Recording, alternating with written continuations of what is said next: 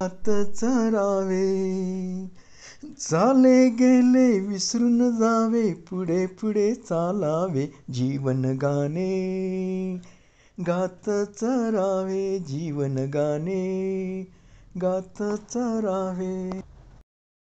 ओम नमो ओंकारेश्वर देवताय नमः. ओम नमः शिवाय. ओम नमः शिवाय. अवधूत चिंतन श्री गुरुदेव दत्त. मंडळी, आपण ऐकत आहात माझं आत्मकथन, संघर्ष जीवनाचा मार्ग शिवभक्तीचा.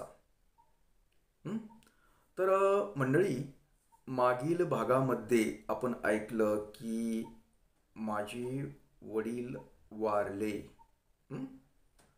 केवळ त्यात माझा निष्काळजीपणा, भावाचा निष्काळजीपणा, असंच म्हणावं लागेल ना. कारण ते आजारी असताना मी स्वतः काळजी घेऊ शकलो नाही. त्याला कारणीभूत मी आहे, मी चूक मान्य करतो. पण खरंच माझी परिस्थिती खूपच खराब होती ना. त्याच्यामुळं आणि मला पैसा मिळवणं फार गरजेचं होतं. कारण मला तर याच मंडळींनी, समजा आईवडिलांनी वेगळं टाकलं होतं. माझ्या काही मिळकत नव्हती. त्यात आमची बायको हे सतत म्हणजे जाणं येणं माहेरी, अगर ती थोडंसं तिच्यामध्ये खूपच बदल झालेला होता. का बदल झाला होता ते असो.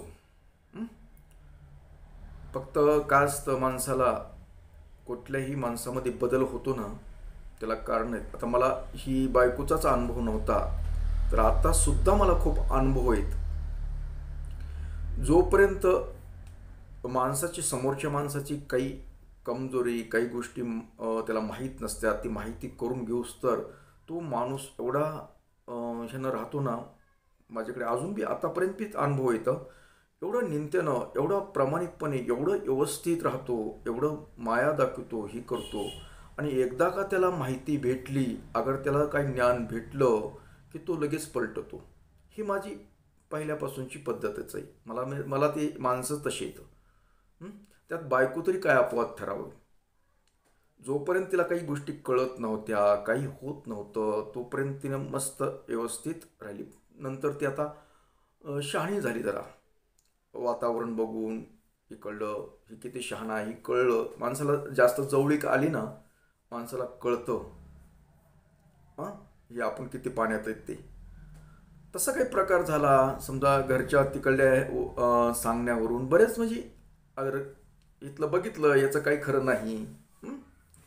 वाटतं माणसाला हे किती पुढचं आहे. कारण अति जवळ आल्यानंतर माणूस हे असे वागतोच. बरं असो. त्याच्यामुळं एकतर मानसिक मी तणावामध्ये बी होतो. जरी मी पूजापाठ जप करत असल्या, शेवटी मी तरुण होतो आणि सळसळणारं रक्त होतं. कारण आज जरी मी तुम्हाला शांततेने बोलत असलो तरी त्यावेळेची माझी समजा शरीरचं जी सळसळपणा तो नव्हता. आता एक अनुभवातून खूप अनुभव आले. माणूस अनुभवातून शिकत असतो. कुठलाही माणूस तोच करतो. जसं जसं अनुभव होतं, जसं जसं वय वाढतं, तसं त्याला चांगले अनुभव वाईट अनुभव यातून तो शिकत शिकत राहतो. माणूस मरेपर्यंत शिकतो, फक्त शिकणारा पाहिजे. तसं त्यावेळेस मला कमी अनुभव असतील कदाचित, काही असेल. समजा माझ्याही वागण्यातून काही चुका होत असतील. मी म्हणत नाही की माझ्या वागण्यातून चुका नसतील, खूप असतील, चुका होत असतील. त्याचा परिणाम म्हणा अथवा कुठला परिणाम म्हणा, म्हणजे एकंदरीत आता समजा वडील वारले, त्याला कारणीभूत मी बी म्हटलं ना, आणि भाऊ पण आहे. कारण भावाकडे पैसा होता, माझ्याकडे पैसा नव्हता. मेन तो जरी मला पैसे पुरवत होता, समजा वडिलाची काळजी घे, दवाखाना कर, काही कर, असं जर करत होता, तर त्याचे पैसे म्हणून तरी मला करावं लागलं असतं ना. पण ज्यावेळेस मी दवाखान्यात त्यांना न्यायचं यासाठी मी बोललो, त्यावेळेस त्याने मला नकार दिला. म्हणजे तू बघ म्हणलंय, तुझं तू नेजा. अशा म्हणजे समजा आता त्याचं कर्तव्य होतं, तो पण विसरला. त्याच्याकडे समजा पैसा असताना, हं? आणि माझ्याकडे नव्हतं म्हणून मी विसरलो. आणि मला खूप गरजेचं होतं की पैसासाठी लोकांच्या कामं करणं, कसं पळापळी करणं. याच्यामुळं मी त्यांची समजा सोय करू शकलो नाही, दवाखाना करू शकलो नाही. आणि विशेष म्हणजे आई भांड कुदळ, मी तुम्हाला पहिल्यापासूनच म्हणतो. आता आई पण नाही असं म्हणायला ना पाहिजे असं तुम्हाला वाटेल आणि मला पण वाटतं. पण जे माझं कसं एक पद्धत आहे की जे आहे ते आहे. मी चुकलो म्हणतो. मी म्हणत नाही मी शहाणा आहे. मी सुद्धा शहाणा नाही. आता थोडं चार गोष्टी शहाणपणाच्या गोष्टी करत असलो तरी मी पूर्वी शहाणा थोडंच होतो. मी बी अनपडच होतो ना. हं? तर समजा आई ही समजा जी काळजी आईनं करायची असते, हं? ते आई पण काळजी करत नव्हती. सतत भांडणं होते, पूर्वीपासूनच भांडणं होते घरामध्ये. दोघांचं जमतच नव्हतं सूत्र. हं? आणि त्याच्यामुळं समजा वडील राग राग खात नव्हते, उपाशी राहायचे. आणि त्यांना पहिल्यापासून उपाशी राहण्याची सवय. ती काही उपास धरत नव्हते, उपासाचा काही प्रकार नाही होता. ते ते त्यांना काहीतरी अगर त्यांना जात नसेल काय असेल ते, कारण ते त्याविषयी कधी मी बोललो बी नव्हतो, अगर त्यांनी बी कधी सांगितलं नव्हतं. एक कोरीशी भाकर खाल्ली खायचे, दिली अर्ध. म्हातारी आमची म्हणजे आई शेतात जाताना काहीतरी एक कोर भाकरी ठेवून जायची, कारण ते म्हणायचे मला एवढीच पाहिजे म्हणून. तेवढीच खाल्ली तर खाल्ली, नाहीतर नाही खाल्ली, असं असायचं. त्याच्यामुळे ते सतत उपाशी राहायचे. बरं, उपाशी राहणं ते राहणं. समजा मी कधी कधी मला वाटायचं, ज्यावेळेस लग्न नव्हतं झालं त्यावेळेस मला बी अशा प्रकार कळायचा. त्यावेळेस मी म्हटलं बाप्पा तो मी करून देऊ का काही, तर ते नको नको म्हणायचे. नको. म्हणजे कधी मी केलंय आणि त्यांनी खाल्लंय असं नव्हतं ना. मला वाटायचं कधीतरी आपण थोडंसं चांगलं करून द्यावं, काय करावं हे पण वाटायचं मला. मी करण्याचा प्रयत्न पण करायचा. ज्यावेळेस ही नव्हती तर कुठं जायची तरी अगं त्याच्या अगोदर बी मी करत होतो. पण थोडंसं मग द्यायचं, मी तिथं ठेवून द्यायचं त्यांच्याकडे. मग खातील अगर नाही खातील, फक्त नेऊन ठेवायचं. म्हणजे केवळ मला सांगायचं आहे काय की केवळ खाण्या वाचून ह्या आमच्या वडिलांची तब्येत खालावली होती.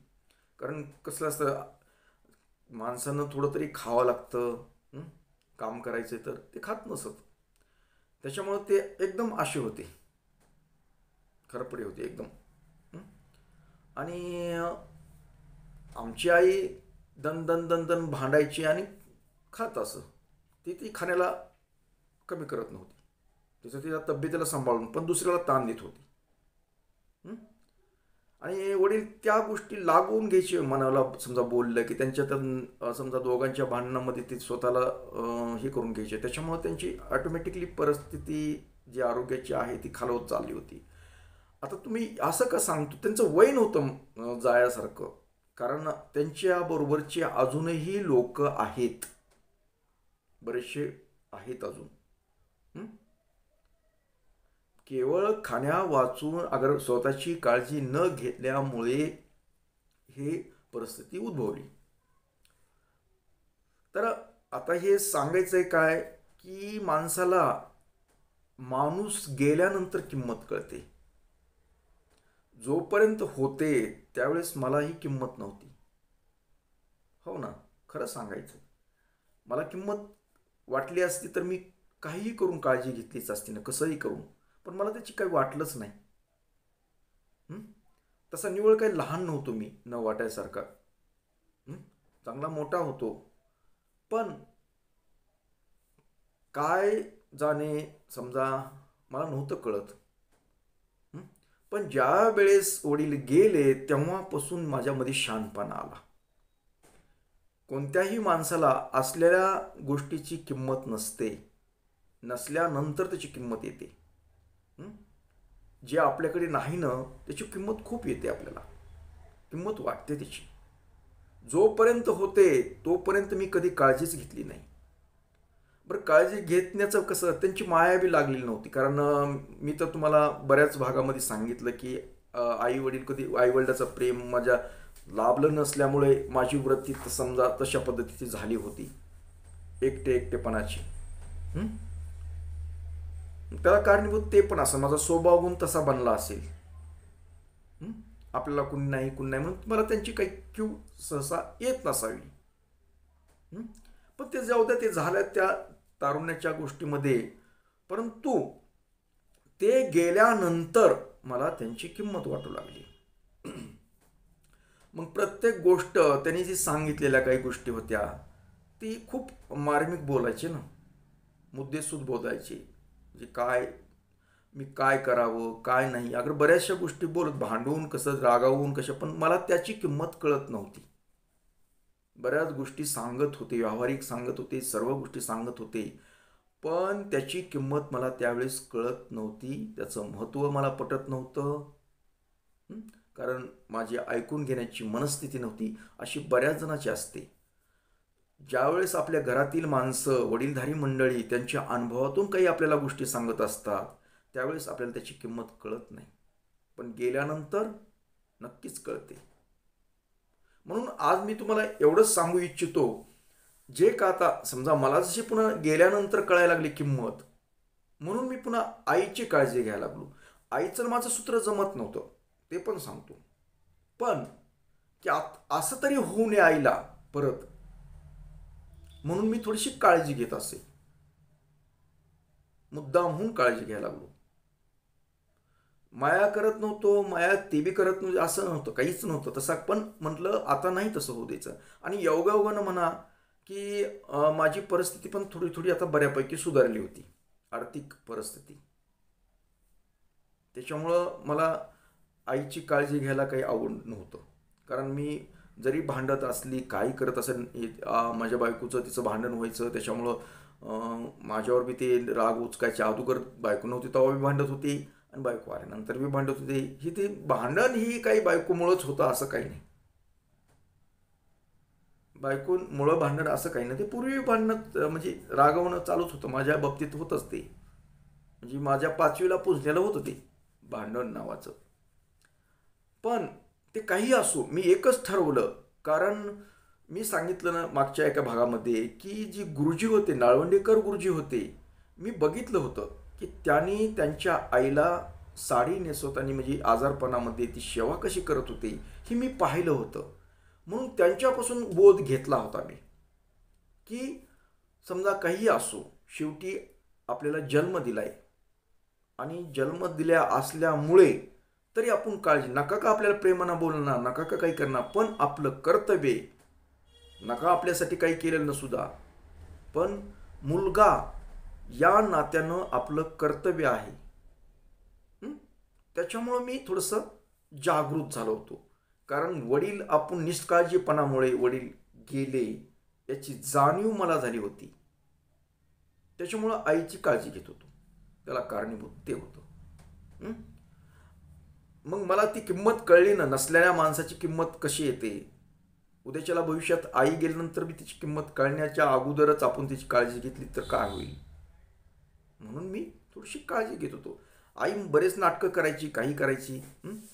आम्हा नवरा बायकोत बी भांडण लावण्याचा प्रयत्न व्हायचा, पण कधी भांडायचं, उलटं सुलटं बोलायचं मी पण चालायचं.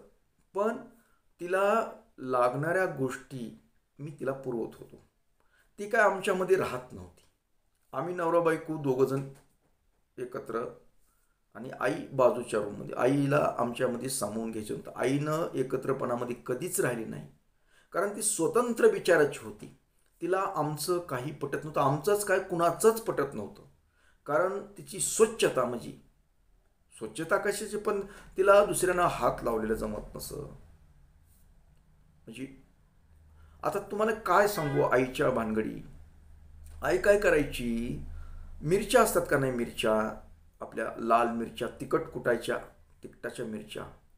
तुम्हाला थोडंसं ही वाटेल, पण मी सांगतो एक कुतूहल म्हणून. पण त्याचे महत्त्व होतं, मला आता कळतं ते गेल्यानंतर, आई पण गेल्यानंतर. ती मिरच्या जरी बाजारून अगर कुठून आणल्या, आपल्या हे लाल मिरच्या वाळू घातल्या, तर ते मिरच्या धुवून परत सुकवायची. जिथं का धूळ येत नाही अशा ठिकाणी ती मिरच्या सुकवायची, वाळवायची, धुवून. लक्षात घ्या, मिरच्या धुवून ते सुकवायची. आणि नंतर ते तिखट बी कुटताना असे याच्यावर जात नव्हती, घरीच कुटण्यासाठी सुद्धा कुणाला हात लावू देत नव्हती. कुणाला जायचं कामच नव्हतं, सगळ्या गल्लीत बोळत माहीत होतं द्वारकाबाईला जमत नाही, द्वारकाताईला जमत नाही. त्याच्यामुळं ती तशी स्वच्छता. आता तुम्ही म्हणता आता मिरच्याच धुवून टाकत होती असं काही नाही. आता त्यावेळेस असं काही पुण्यातलं मीठ नव्हतं, खडी मीठ असायचं, खडी मीठ. मग ते मीठ सुद्धा चाळणीमध्ये घ्यायची, मीठ टाकायची, वरून पाणी टाकायची आणि ती मीठ धुवून परत वाळवायची, घरामध्ये सुकवायची, ते मीठ वापरायची. नाही, वास्तविक तिचं बी काही काही गोष्टीला बरोबर होतं. ती मीठ धुतल्यानंतर मीठ कमी होत असेल विघरून बी, त्याच्याबद्दल काही नाही, परंतु खरंच मिठामधून घाण निघत होती, मळ निघायची. मिरच्या धुतल्या तर मिरच्यामधून सुद्धा धूळ निघत. त्याच्या मग आता जर मी विचार केला ती का करत होती, त्यावेळेस मला तिचं हसू यायचं, राग यायचा. पण समजा ती मिरच्या मार्केटमधून आणल्या, मार्केटमध्ये धुळीवर कुठून आणल्यात, कुठून शेतामधून, ती मिरच्या धुतल्यानंतर मिरच्यामधून मी धूळ निघायची, आपलं घाण निघायची ना मिरच्या धुतल्यानंतर. म्हणजे वाळलेल्या मिरच्या बी धुवून परत सुकवायच्या आपल्या घरात. ही प्रत्येक गोष्ट असे धुवून वापरणं. आता समजा दळण समजा ज्वारी असेल, पिवळी वगैरे, गहू काय जे असेल ना, ती परत परत कितीतरी वेळ धुवायची, ती धुवून वाळवायची. आणि वाळवत रस्त्याला जमत नव्हतं तिला वाळवून. जोपर्यंत वाळत आहे तिथं तेव्हाच इकडे तिकडे फिरायची, का तर कोणी हात लावीन. तिला हात लावलं दळणाला की परत धुवायची. ती दळण वाळू घातलं आणि कुणी जर समजा असं वाळलं की तुम्ही बघितलं बाया माणसांना कुणी, तर लगेच ती धुवायची, परत धुवायची. एकतर त्या हात लावणाऱ्याची नशाच करायची बोलून. त्याच्यामुळं ह्या अशा गोष्टी होत्या. आईची खोड अशा पद्धतीची होती. आम्हालाच काय, आमच्या वडिलाला सुद्धा कुठलं काही हात लावायचं हे नव्हतं त्यावेळेस.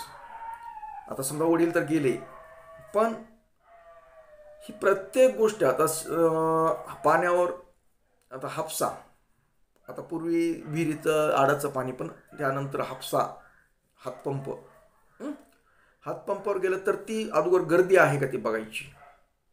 मग 2-3 असल्या तर ती आपल्या झाकून त्या कळशीवर असा हात ठेवूनच, अगर पदर ठेवूनच ती भरताना दुसऱ्याला म्हणलं की ती असं झाकूनच, असा हात करूनच लावायची.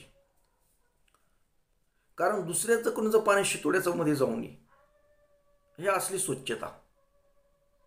आता अतिरेक होत होता स्वच्छता, त्याच्यामुळे बराच त्रास होत होता आम्हाला बी. म्हणजे सगळं हीच म्हणजे अतिच स्वच्छता. त्याच्यामुळं सतत आमचे कुणी हात लावणं, तिच्या समजा दुरडी भाकरी करायला कुणी आपण दुरडीला हात लावला तर ती दुरडी धुतलीच. अगर भात लावला त्या दुरडीमधल्या भाकरीला तर भाकर पुन्हा ती खाणार नाही, ती दुसरी करून खाणार. ती काय कर, तुझं तू उचला आणि घ्या. त्याच्यामुळे दुरडीला हात लावायचा नाही परस्पर, म्हणजे भाकरी ठेवायच्या टोपलेला ते. हे असे विचित्र. पण काही काही वेळेस दळणाचं बी आम्ही बघितलं तर दळणामध्ये खरंच बाहेरून आपण ज्वारी आणतो. ज्वारी आणल्यानंतर धुवून बघा तुम्ही सुद्धा, घाण खूप निघते, खूप घाण निघते त्याच्यामध्ये. म्हणजे कुठं हात लावलेले, कुठून आली, कशी आली, हे साहजिक आहे. आता मी त्याचा विचार करतो, मी कधी कधी आपण करत नाही तेवढे बरेचसे लोक. आपण आणतो की लगेच डायरेक्ट निवडतो की लगेच पाठवतो दळणाला. पण धुवून पहा तुम्ही, त्याच्यामध्ये समजा केमिकल पावडर सुद्धा काही लावलेलं, किडून लागून, म्हणून ते धुणं सुद्धा गरजेचं आहे. माझ्याकडे एक किस्सा आलता एक गावातलाच, की त्यांच्या घरामध्ये सतत संडास लागायची. मग ती ज्वारी जी वापरत होते त्या ज्वारीला त्यांनी समजा औषध लावतात, कीड लागून म्हणून औषध लावतात तिथे. मग ते औषध लावल्यामुळं मी शोध घेतला ह्यांच्याकडं, म्हणजे आमचे संडासच राहत नाही. म्हणजे कुणा आईला लागते म्हणावं, कुणाला तरी पोराला लागते, अमुक ती सांगायचं ते माणूस.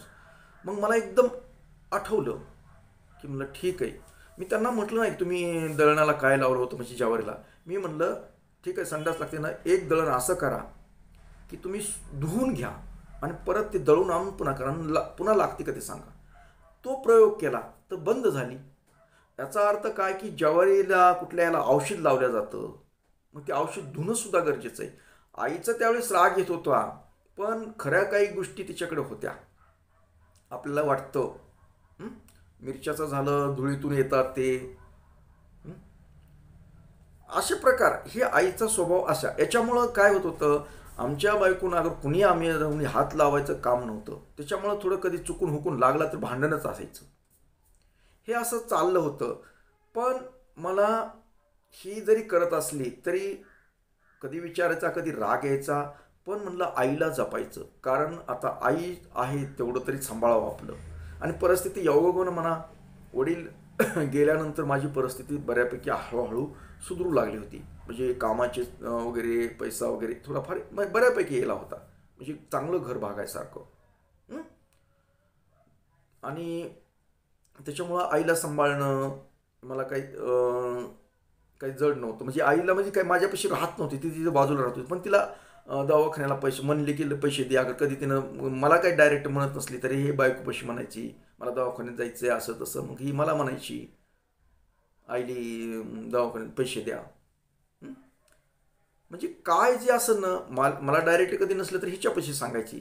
आणि एवढं खरं आहे, समजा माझी बायको मला समजा नसेल एवढी काळजीची, पण माझ्या आई वडिलांना भांडण काही करीन, पण आई वडिलांना कधीही तशी इतरासारखी करत नव्हती, केलं बी नाही तिनं. तेवढं खरं आहे. ती मला एखाद्या वेळेस खाऊ घालायची देत नसल, पण त्यांचं घेत होती. आता ज्यावेळेस वडील होते ते वडिलाला सुद्धा प्रयत्न करायचे, पण ती वडील भीत असत. कशाला भीत असेल, जर हिच्या हस्त खाल्लं आणि म्हातारीला जर कळलं, म्हणजे आईला जर कळलं तर आई भांडण काढायची, म्हणून ती खात नसत. मग मुकाट्या चुकाट्या खायची तिच्याकडून गुपचूप गुपचूप. हे असलं चालायचं. आणि म्हातारीला बी आमच्या बायकोचं आवडत होत्या काही गोष्टी. आता ह्या आमच्या बायकोला काय भरगतचं जेवण करता येत नव्हतं, म्हणजे असंच पोळी भाजी करीत होती, पण भाकरी वगैरे करता येत नव्हतं.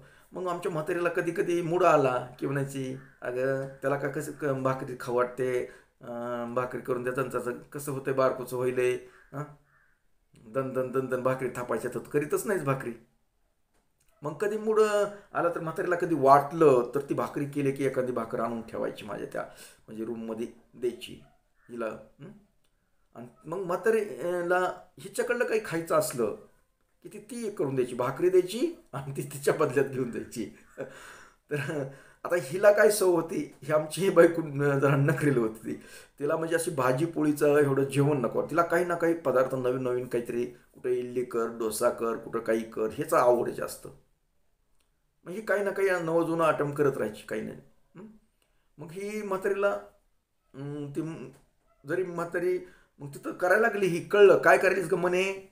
आता म्हणे ही नाव ती कळलं, आता साधना ही नाव मी इकडलं ठेवलेलं आहे. तर म्हणे काय करायलीस ग, ही करायले डोसे करायले आई, थांब मी येईल बघ तिथं. मग ही रूममध्ये तिथं तिच्या करती तिथं बसायची आणि हिनं उलटा असं ताजं काढल्या उचलायची पटकिनी. म्हणजे तिनं परत आलं. आता अवघड असा प्रश्न आहे की करणार ही, पण पुन्हा तिचा हात लागू द्यायचा नाही, असं विचित्र वागायची म्हातारी.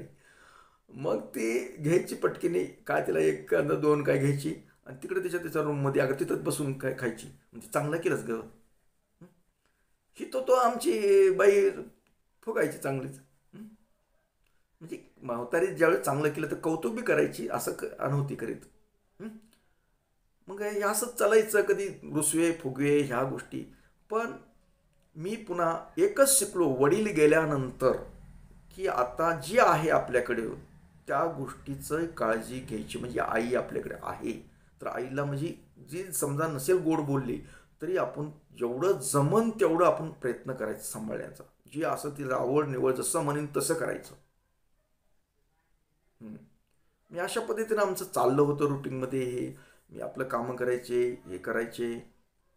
आणि फक्त मी तुम्हाला या आजच्या भागामध्ये एवढंच सांगू इच्छितो की मला जशी माणूस गेल्यानंतर त्याची किंमत कळते ना, कदाचित तुमच्या घरामध्ये कुणी आई वडील आजी आजोबा कुणीही असतील, वयस्कर माणसं असतील. हं? मी जसं चुकलो तसं तुम्ही चुकू नका. म्हणतात ना, पुढच्याला ठेस मागचा शहाणा. तशी मला ठेस लागली, म्हणून मी तुम्हाला सांगतो की आता जपून चाला रस्त्याने, दगड आहेत. तुमच्या घरामध्ये कुणी वडीलधारी मंडळी असेल, काय असेल, तर त्यांची काळजी घ्या, खरंच घ्या, काळजी घ्या. पुन्हा एकदा गेले ना, पुन्हा ताण करून त्यांचे सांगितलेले विचार करून काही उपयोग होत नाही. हो, आहे तोवरच काय ते. आणि खरं सांगू का, मी आई बी आता नाही, आईला बी आता जवळजवळ 10 वर्ष होऊन गेलेत जाऊन. पण आईनं खरंच मला आशीर्वाद दिला, मी तिची सेवा केल्याचा.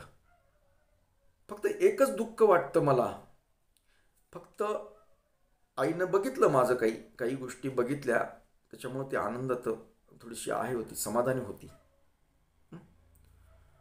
पण वडिलांनी बघितलं नाही माझं.